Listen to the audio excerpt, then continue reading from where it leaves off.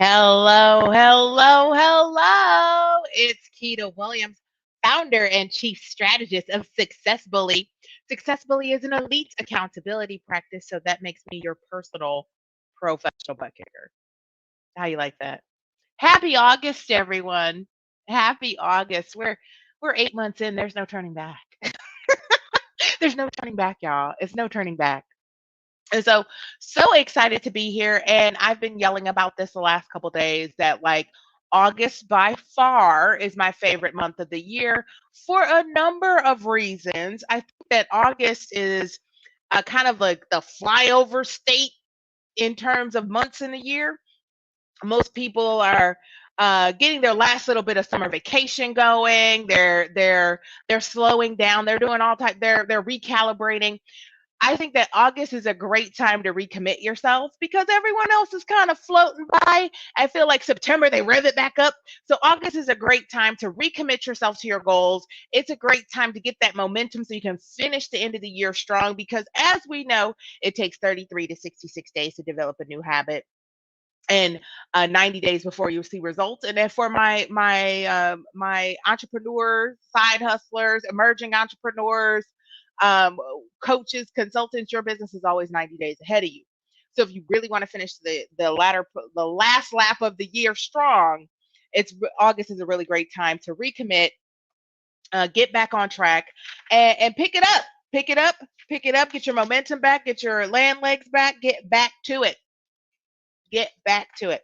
So, again, I want Dante's saying hello to everybody. I wanted to say why August is so important to me. Well, my puppy Dante, who's right behind me, hopefully he'll make a special guest appearance. Dante turns 2 in a couple days, so wish him a happy birthday. My birthday is on the 20th, so it's a national holiday. We celebrate all month long. I actually got this like push alert from Nike, from the Nike app, that was like Happy Keita Month. I was like, you know what? You're right, Nike. It is Keita Month. So happy Keita Month, everyone. Happy Keita Month. Happy Keita Month. So in addition to it being my birthday, Dante's birthday, it's also my anniversary. So I have been 3 years in being full time in my business. So I left my public relations career 3 years ago, and I've been kicking butt full time ever since. And so, like, this is really something to celebrate because I think that overall we've been in business 5 years. And so, like, to be in a place where this is what I do every day, I get to work with passionate entrepreneurs. I get to write, I get to contribute, I get to encourage, I get to use my natural talents, and outsource the rest. And more importantly, I'm having the time of my life. Haven't been this happy in my adult life ever. You know, like when I decided to commit to my business, it changed everything for me. And so I want to just encourage folks around that. So yeah, so today we're going to talk kind of about my personal corporate escape route. So I'll be sharing that throughout the month about my strategy to make the move because you hear the yeah, I started a business and then I left my job.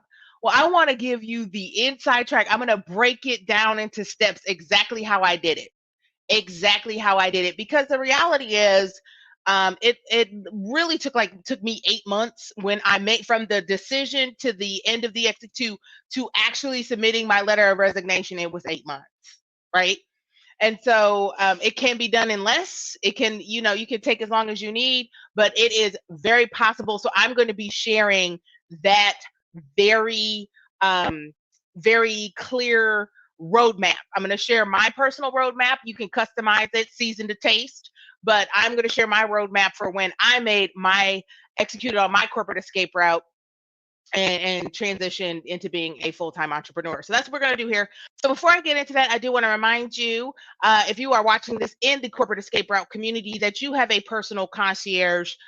We try to make sure that we're supporting this community, that you're getting everything you need from us, that you are getting resources, that if you want to connect with me, you want to have a strategy session, if there's a worksheet that you're trying to get your hands on or ebook or anything that we've worked on in the last few months, Lucille is your personal concierge. So she is managing kind of like our admin of the community. So she's our concierge, fancier than admin. And so Lucille is your go-to. She'll be sending you messages, reaching out, connecting with you. So look for a friend request from Lucille, look for a friend request from me, and look for messages from us. So definitely lean into the resources, lean into getting those strategy sessions, especially if you are looking for your customized game plan to step on out of corporate. And so where I wanted to take this, I get myself all turned around sometimes.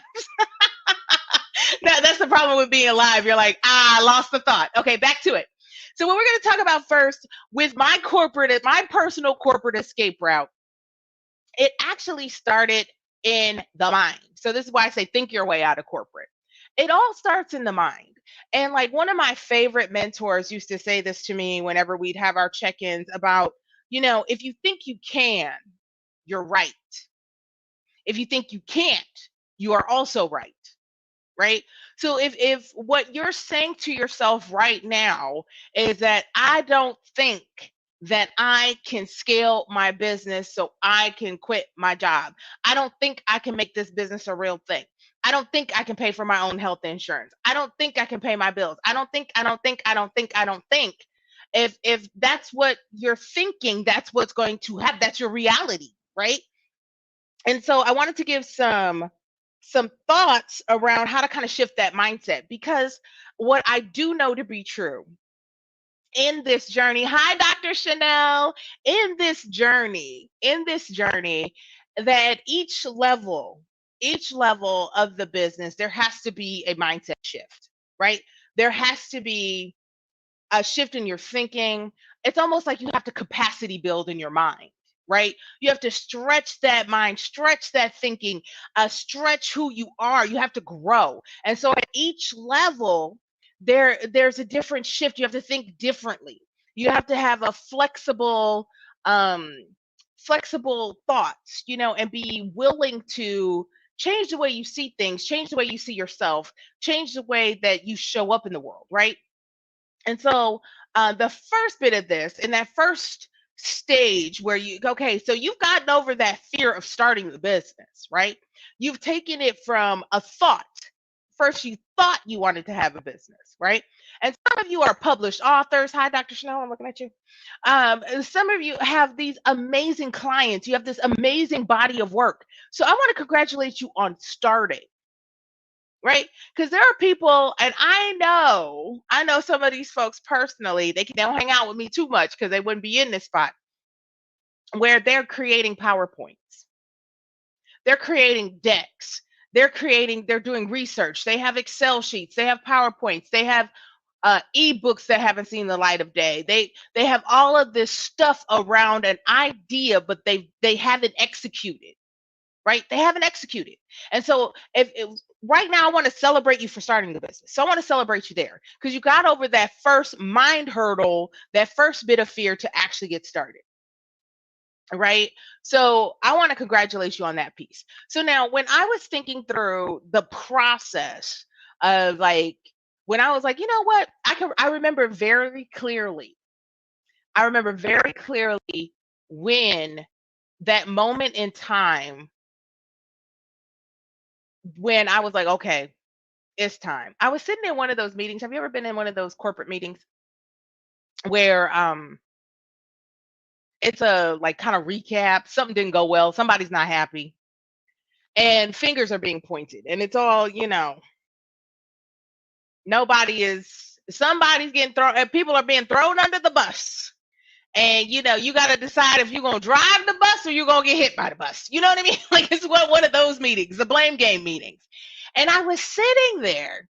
And I had just done like this like amazing speaking engagement, and I was like, wow, I could just do more of those, and like I don't have to be here. And like I literally sat in the meeting like I don't have to be here. That was the moment. It was just this like clear as day, like I don't want to be here. I don't have to be here. I have alternate ways of making money. I don't have to be here. And it was like the in the cartoons are like ding, the little light bulb went off. It was that was that thought. It was that thought of I don't want to be here, followed with I don't have to be here. So like I had this realization that my business could take me wherever I wanted to go, right? It could take me wherever I wanted to go, wherever I wanted to go. And so one of the things that I had to be really mindful of was the spiral. Have you ever had that one bad thought and then it turns into another negative thought and then it turns into a whole other thing? And then before you know it, you're like a little Tasmanian devil spinning out of control. And now you're like in this pit of despair. And so, like, mine used to be something like, oh, I can't do that. How am I going to pay my bills? I gotta have health insurance. Um, what if my clients don't pay on time? What about this? What about that? What about this? And then like where it landed me was, and my Seattleites will know this, be homeless, living under the Fremont Bridge with a troll. There's a big troll statue sculpture under a bridge here in the Seattle area. And so that's where my spiral would take me. That's where it bottomed out. That's where it bottomed out. So rather than spiral down, reverse the spiral. So if you catch yourself, having those thoughts on why you can't leave, why you need to keep your job, or why you can't make this move, or why you're not a good business person, or why this, why not just flip it to what are all the good things that could happen? Rather than all the things that could go wrong, what about all the things that could go right? Right? So like you have your freedom and your flexibility. I didn't start working until noon today. I think it was like 12:30, 1 o'clock. Yeah, I walked the dog. Did my morning devotion. I made breakfast.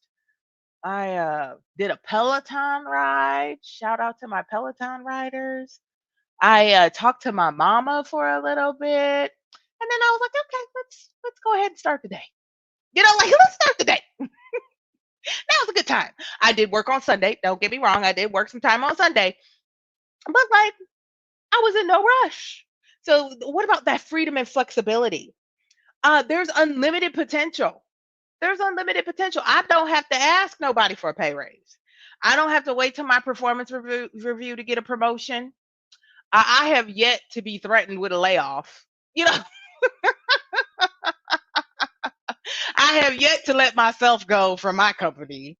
Um, I get to do really interesting work with really interesting people. At this point, I get to work with who I want to work with. I don't have to do things that I'm not interested in or work with people I don't feel a kindred spirit with or that I want to be around.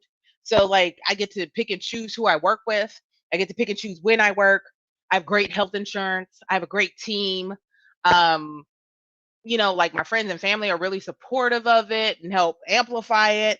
Um, I'm building a legacy. I hope uh to impact a lot of people. I hope that my goal is to kind of build a whole coaching ecosystem around this, and that I wouldn't be the only success bully. As we know, we do have another coach on staff, but kind of building out a whole coaching team, ecosystem, writing books, returning to podcasting, all of that. There are all these different things like I see this being a big global brand. These are all the things that could go right. It could be the big global brand.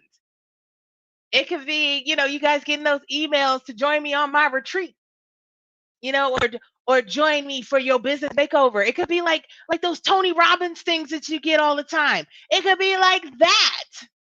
What about all the things that could go right? We could be flying on private jets. What about all the things that could go right? Rather than be all the things that could go wrong. And how does that feel? When you think about all the things that could go right, that's energizing. That's energizing. As opposed to all the things that could go wrong, that is draining. That it's draining to get yourself so worked up and find yourself in to willingly jump into the pit of despair. And there's the trough of despair for entrepreneurs, right? And so like it's energizing. Yes, Dr. Chanel, it's energizing to think of all the things that could go right. You could have a best-selling book, right? You could have the #1 audio book on Audible. What about all the things that could go right? Think about that. And I think that doesn't just apply to your business and leaving your corporate job and leaving the safety and security. I feel like if there's anything the last season one, season two, and now season three of the pandemic has taught us is that there's no such thing as job security. you know, so like the notion of security is out of the window, right? And so like, what what about all the things that could go right? Right. So let's reverse that spiral. Rather than think about all the things that could go wrong if you leave your job, well, think about all the things that could go right. Right. The other thing that I think about, like when I was kind of making made the decision, thinking through the process, making up my mind that this is what I was going to do during that lead in, and even now, where I am in the business, where we're talking a very different language than we were 5 years ago. We're talking a very different language right now. Um, the the need to fiercely edit. So what do I mean by that? Edit what you're watching, edit what you're reading, edit what you're scrolling. So edit what you're consuming, right? Edit what you're consuming because that all impacts your thinking, right? Where your attention goes, where your attention goes, that is where there's growth. So if you're putting your attention on what other people are doing, if you're putting your attention on, you know, uh and being envious of what somebody else is doing in their business right now, that is so counterproductive to your journey. My journey is not their journey. And so there were people I just had to unfollow. I had to unfollow, right? I had to unfollow just because I had to be mindful of what I was consuming because that was impacting the way that I thought about my business, thought about my journey, and thought about myself, right? That comparison is a thief. It will steal your joy if you allow it. So like if you're finding yourself playing that game, unfollow, edit. And even think about editing who you're spending time with. So like I know that the first year of business, in the first year of business, I made a whole bunch, and I'm, a whole bunch meaning like three or four new friends that were entrepreneurs and that I admired, that I aligned with their vision of where they were taking their business, the way that they were approaching their lives, the way that they interacted with people, the way they built their teams out. I was very mindful, like with the experiences that you're having right now, or as you're preparing to make the jump, as you're preparing to submit that letter of resignation. Sometimes your friends with jobs, especially, your friends with really high paying senior roles, like they may not be able to relate to why you want to do this, your timing for it. And so, or like the way that you make decisions in your own space versus the way you make decisions in corporate are very different. In corporate, you get a lot of guardrails. In your own space, you have to make the best decision with the information you have, or you have to make some predictions based on your gut. You may not have the data because you haven't been in business long enough to see trends, right? You may not see patterns for another couple years, right? And so it's just really important uh, to edit who you're hanging out with, edit what you're consuming, even edit and hear this how you need to. Sometimes you got to edit some family members, right? Because like your family wants you to be safe. They want you to be safe. They want you to be happy. They want you to be healthy. They want you to be whole. And so entrepreneurship could be risky. So you have to edit. I know there are certain things. I love my mama. Hi, mom. I won't share with my mom because my mama wants me to be safe and she wants me to be happy, right? So there are certain parts of the journey I can't share with the notorious MOM. right? You have to um, edit how you speak about your business. If you call it your little business, that means you think it's little, right? Oh, if you want to see my feathers full ruffle, if you want to see full ruffled feathers, call my business little. Are you still doing your little business? If you want to see full feathers ruffled, call my baby ugly. Your little business. Mm-mm. Folks like that don't have no space in your life. They don't have no space. They don't have no space. So edit. And the final thing I want to remind you, the last thing when you're thinking about that mindset shift, when it's time to transition from your corporate role to working full time in your business, it's okay to be scared. It's okay to be apprehensive. I think that embrace that. Because if you weren't scared, if you weren't apprehensive, I would think that that piece was abnormal, right? Because, like, the reality is the opposite of fear is not courage per se, it's confidence. You have to have the confidence in your abilities that you can make this transition. You have to have the confidence. And the reality is, it takes little bursts of courage to actually take action. It's a little burst of courage to make that decision. It's a burst of courage to plan it out. It's a burst of courage to take those actions. It's a burst of courage to hand over um that resignation letter, right? It's a burst of courage just to walk away. But the reality is you have to have the confidence to do any of those things, right? So you only need a little smidgen of courage. You have to take that action even when you're scared. So, like, yeah, when I left, I can't say that I had it all figured out. I didn't have it all figured out, but I had the confidence that that I would and could figure it out, right? And so, like, what I want to say in closing is this: um, you have to already see yourself there, right? See yourself waking up on a Monday, leisurely taking your dog for a walk, having a cup of French press coffee, reading, taking good care of yourself, and then starting your work week with leisure and joy. See yourself traveling and working from anywhere. See yourself doing that. See yourself up on stage speaking. See yourself signing those books. See yourself already there.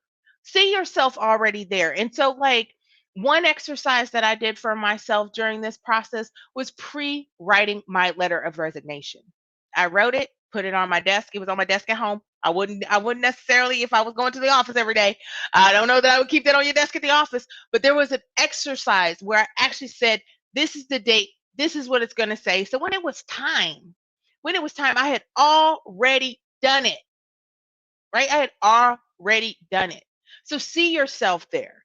See yourself already there. It is waiting for you. Your work is important. Your work matters. And I just want to encourage you that you have what it takes. You have everything you need to be successful. And so before I let you all go, because we got stuff to do, I want to extend the invitation to book a strategy session. Book a strategy session with us. And why that is important. If you are on the fence, this is what you want to do, but you don't necessarily have a game plan, I am happy to walk you through a process.